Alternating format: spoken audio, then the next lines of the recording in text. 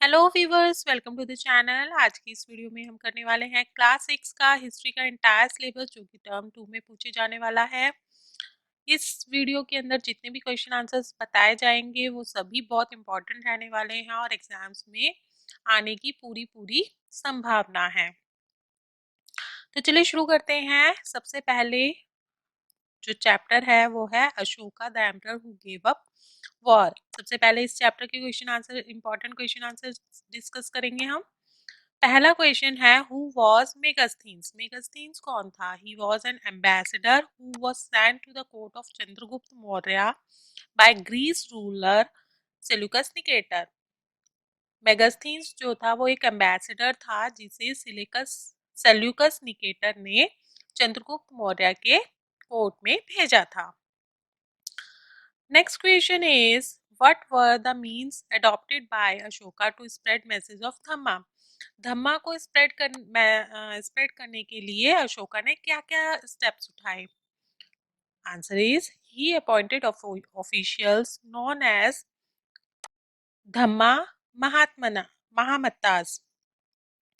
उसने कुछ officials appoint करे जिनको बोला जाता था धम्मा महामत्तास, और उसने उन ऑफिशियल्स को ऑर्डर किया कि वो जगह जगह जाए, पूरी दुनिया में घूमे और लोगों को प्रीच करें, बुद्धिज्म के बारे में बताएं।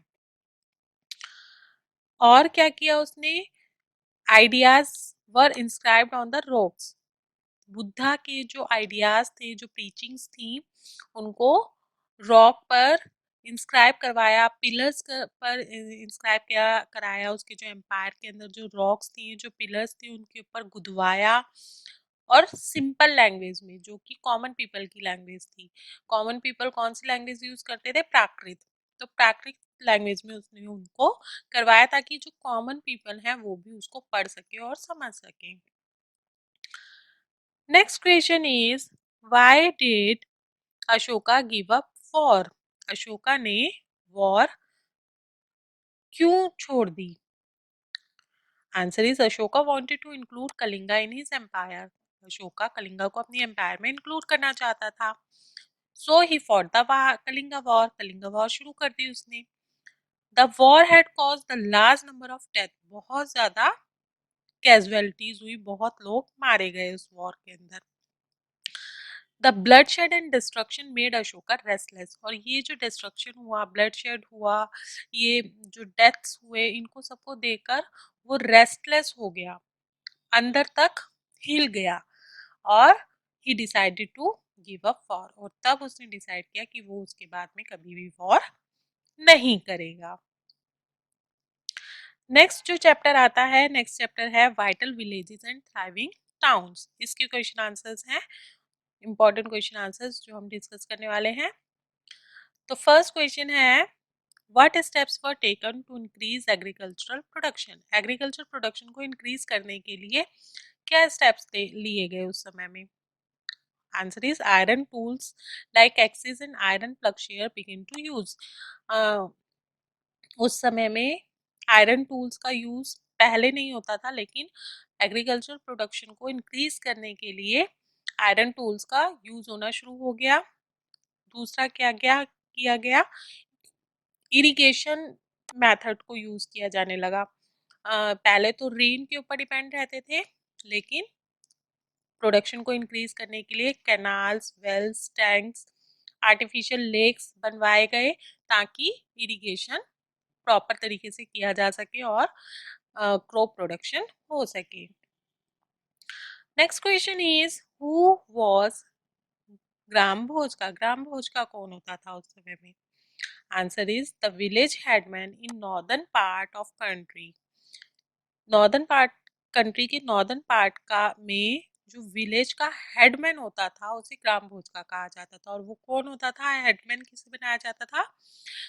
जिसके पास में सबसे ज्यादा लैंड होता था। He was the largest land owner in the village. Village के अंदर सबसे ज्यादा लैंड जिसके पास होता था उसे ग्राम भोज का बनाया जाता था, हेडमैन बनाया जाता था। और वो ही उस गांव का, उस विलेज का जज भी होता था और कभी कभी पुलिस का काम भी वही करता था, क्योंकि वो सबसे ज्यादा लैंड का ऑनर होता था। Next question is what was Sangam literature? Sangam literature क्या था? The earliest work in Tamil, Tamil का जो शुरुआती लिटरेचर था वो उसको बोला जाता था संगम लिटरेचर। और इसे संगम लिटरेचर क्यों कहा जाता था? क्योंकि it was composed and compiled in assemblies of poet that held in the city of Madurai. Sangam से बना था क्योंकि ग्रुप ऑफ पोएट ने इसको कंपोज किया एंड कंपाइल किया, मतलब असेंबलीज होती थी पोएट्स की, उस असेंबली में ग्रुप ऑफ पोएट्स जो होते थे उन्होंने उसे कंपोज किया और कंपाइल किया। और वो जो असेंबलीज होती थी वो कहाँ पर होती थी? मदुराई में होती थी। तो क्योंकि वो पोएट के संगम से बना है इसलिए उसको संगम लिटरेचर कहा गया। Next question is what were aqueducts? Aqueducts क्या थे? Use channels to supply water, water की सप्लाई के लिए जो बड़े बड़े चैनल्स बनाए जाते थे उन्हें एक्वाडक्ट्स कहा जाता था। और वो किसने बनवाए? रोमन एम्परर ने बनवाए। और क्यों बनवाए रोमन एम्परर ने? These ducts were built to bring water to the city for bath, fountain and toilets. Toilets में, फाउंटेन के में जो पानी की रिक्वायरमेंट थी और बाथ के लिए जो पानी की रिक्वायरमेंट थी उसकी फुलफिलमेंट के लिए रोमन एम्परर ने इसे बनवाया था। Next question is what are northern black polished ware? Northern black polished ware क्या होते हैं? These are the hard wheel made metallic looking ware. Ware means utensils, बर्तन हार्ड होते हैं और व्हील पर बनाए जाते हैं। ये जो वेयर होते हैं with a shiny black surface, और इनके ऊपर जो इनका जो लुक होता है मेटालिक होता है। और जो इनकी जो आउटर कवरिंग होती है वो ब्लैक कलर की होती है और बहुत शाइनी होती है। तो इसकी वजह से इसे ब्लैक पॉलिश्ड वेयर कहा जाता है। बहुत पॉपुलर हुए थे ये उस समय में। Next question is what do you understand by shrenis? Shrenis से क्या मतलब है? Answer is many craft persons and merchants form association called shranis to organize trade. Trade को ऑर्गेनाइज करने के लिए जो क्राफ्ट पर्सन्स थे और जो मर्चेंट्स थे उन्होंने एसोसिएशन बनाया और उस एसोसिएशन को क्या कहा गया? श्रेनिस। इस चैप्टर में से यही है इंपॉर्टेंट क्वेश्चन आंसर। अब हम नेक्स्ट चैप्टर पर आते हैं। नेक्स्ट चैप्टर है ट्रेडर्स, किंग्स एंड पिलग्रिम्स। इस चैप्टर के इंपॉर्टेंट क्वेश्चन आंसर्स डिस्कस कर लेते हैं। फर्स्ट क्वेश्चन है who was Gautamiputra Shri Satakarni? Shri Satakarni कौन था? He was the famous ruler of Satavahanas dynasty. Satavahanas dynasty का जो फेमस रूलर था उसका नाम था Shri Satakarni. We come to know about him from an inscription composed by his mother. उसकी मदर ने एक इंस्क्रिप्शन बनवाई थी और उस इंस्क्रिप्शन से ही हमें उसके बारे में पता चलता है। Next question is what was भक्ति सिस्टम ऑफ बिलीफ? भक्ति सिस्टम क्या है?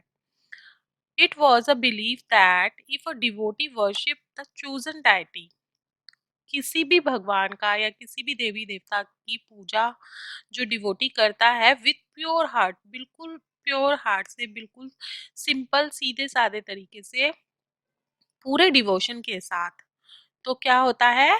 The deity will appear in the form in which devotee decide. जिस भी तरीके का वो चाहता है, वो अपने डेटी को देखना चाहता है, उसी फॉर्म में डेटी अपीयर हो जाता है। चाहे वो लायन हो, चाहे कोई एनिमल हो, चाहे कोई वो ह्यूमन बीइंग हो, जिस भी फॉर्म में वो उसको देखना चाहता है, जिस भी फॉर्म में वो उसकी पूजा करता है पूरे मन से, पूरी श्रद्धा से, तो वो डेटी उसी फॉर्म में आ जाती है। और यही जो सिस्टम है, सिस्टम को बोला जाता है bhakti system. Next question is who were Bodhisattvas? Bodhisattvas कौन थे? The persons who had attend enlightenment. Bodhisattvas वो पीपल थे जिन्हें एनलाइटनमेंट मिल गया था, मीन्स कि जो है सत्य को जान चुके थे। Next question is why did kings want to control the silk route? Silk route बना था जिस रूट से जो ट्रेडर्स थे सिल्क को लाते ले जाते थे, तो उस रूट को सिल्क रूट कहा गया। तो उस रूट के ऊपर सभी राजा अपना कंट्रोल करना क्यों चाहते थे? Answer is they wanted to collect taxes from traders travelling along silk route. Silk route से जो भी ट्रैवलर आए जाए तो वो उन्हें टैक्स दे, और उस टैक्स से रूलर को, किंग को बेनिफिट होगा। तो उस टैक्स की कलेक्शन के लिए वो सिल्क रूट पर अपना कंट्रोल करना चाहते थे। Also they got tribute and gifts from them, और इसी के साथ में जो भी ट्रैवलर वहां से जाएगा वो साथ में उस जिस भी राजा का कंट्रोल होगा उस रूट पर, उस राजा को वो गिफ्ट्स देगा, ट्राइब्यूट देगा। तो उन सब चीजों के अट्रैक्शन में राजा लोग अपना कंट्रोल करना चाहते थे सिल्क रूट पर। Next question is describe the development of Buddhist during the period of Kushanas. Kushanas के पीरियड में बुद्धिज्म की डेवलपमेंट कैसे हुई? कुशनास जो थे उन्होंने क्या किया, बुद्धिज्म को अडॉप्ट किया, और उन्होंने उन्होंने ये माना कि बुद्धिज्म को स्प्रेड करना उनकी ड्यूटी है, and they took measure to spread it, और इसीलिए उन्होंने बुद्धिज्म को स्प्रेड करने के लिए डिफरेंट डिफरेंट स्टेप्स लिए। तो उन्होंने क्या किया, Buddhist councils were organised to discuss important matters. Buddhism से रिलेटेड जितने भी इम्पोर्टेंट मैटर्स थे उनको डिस्कस करने के लिए उन्होंने काउंसिल्स बनवाई, काउंसिल्स ऑर्गेनाइज करी। And many stupas were build for awareness. बहुत सारे स्टूपास बनाए। स्टूपास का मीनिंग क्या होता है? माउंट। ठीक है, तो बहुत सारे स्टूपास बनवाए ताकि लोगों को अवेयर कराया जा सके बुद्धिज्म के बारे में, और ज्यादा से ज्यादा लोग बुद्धिज्म को एक्सेप्ट करें। Next question is who were known as lord of Dakshinapatha. Dakshinapatha के लॉर्ड किसे कहा जाता है? Answer is Satavahana rulers. Satavahana rulers को दक्षिण पथ का लॉर्ड कहा जाता है। और दक्षिण पथ क्या था? The route leading to the south. दक्षिण का मतलब होता है साउथ, और पथ का मतलब रास्ता। जो रास्ता दक्षिण की तरफ जाता है उसको बोला जाता था दक्षिण पथा, और इस पथ का जो लॉर्ड था वो किसे कहा जाता था? सतवाहना डायनेस्टी के रूलर्स जो थे उनको, जिसमें से श्री सतकर्णी भी एक रूलर था। Next question is right in brief about Chinese Buddhist pilgrims. Chinese Buddhist pilgrims जो थे उनके बारे में बताना है इसमें। तो चाइना से 3 पिलग्रिम्स थे जो मेन, जो आए इंडिया के अंदर आए। पहला था फाद जियान, दूसरा था जुआन जैंग, एंड तीसरा था आई किंग। ये 3 फेमस पिलग्रिम्स थे जो इंडिया में आए, और इन्होंने वो जगह को घूमा जो कि बुद्धा से रिलेटेड थी। They visited the places associated with Buddha, और फिर क्या किया? They left an account on their journey to India. जब वो इंडिया आए तो उन्हें क्या क्या प्रॉब्लम्स फेस करनी पड़ी उस पूरी जर्नी का डिटेल उन्होंने बताया। कंट्री के बारे में उन्होंने बताया, अपने उनके जो व्यूज थे। मोनेस्ट्रीज के बारे में बताया, इंडिया के अंदर जो मोनेस्ट्रीज थी, और जो बुक्स वो अपने साथ वापस लेके गए उन बुक्स के बारे में भी उन्होंने सारी डिटेल दी। नेक्स्ट जो हमारा चैप्टर है वो है न्यू एम्पायर्स एंड किंगडम्स। अब इसके क्वेश्चन आंसर डिस्कस करते हैं। इसका जो फर्स्ट क्वेश्चन है वो है हाउ डज समुद्रगुप्ता's प्रशस्ति डिस्क्राइब हिम। समुद्रगुप्ता की जो प्रशस्ति थी वो उसे कैसे डिस्क्राइब करते हैं? Answer is he was placed in glowing terms. जो समुद्रगुप्ता था उसकी काफी अच्छे तरीके से प्रशंसा की गई है। अकॉर्डिंग टू प्रशस्ति ही was a great warrior who one many battles. प्रशस्ति के अकॉर्डिंग वो एक बहुत बड़ा वॉरियर था जिसने बहुत सारी बैटल्स जीती। He was a great king and equal to gods, और उसको भगवान के बराबर माना जाता था। Next question is who were samantas. Samantas कौन थे? Samantas were military leaders who provide the king with troops whenever needed. Samantas military leaders होते थे जो कि राजा को सोल्जर्स प्रोवाइड करते थे जब रिक्वायरमेंट होती थी, और उन्हें कोई सैलरी नहीं देता था, राजा कोई सैलरी नहीं देता था, बल्कि लैंड प्रोवाइड कराता था. And these samantas collect revenue from the land granted by the king and use this revenue to maintain soldiers. और उस रेवेन्यू से वो सोल्जर्स को मेंटेन करता था. Next question is describe the development of new kingdoms. नई किंगडम्स का development कैसे हुआ. तो जो वो जो एरिया था वहां पर पल्लवास और चालुक्यास का डायनेस्टी थी साउथ इंडिया के अंदर उस ड्यूरेशन में, और Pallavas ruled from Kanchipuram to Kaveri Delta, while Chalukya centered on Raichur Tab. इस एरिया पर उन दोनों का अपना अपना रूल था, लेकिन प्रॉब्लम क्या थी, वो दोनों एक दूसरे पर अटैक करते रहते थे, जिसकी वजह से राष्ट्रकूटास और चोला डायनेस्टी को भी अपना कंट्रोल करने का मौका मिल गया. तो ये नई नई किंगडम्स इस तरह से वहां पर डेवलप हुए साउदर्न एरिया में. अब जो लास्ट चैप्टर आता है हमारा वो है बिल्डिंग्स, पेंटिंग्स एंड बुक्स. इसके कुछ एक क्वेश्चन आंसर्स हैं, वो डिस्कस कर लेते हैं.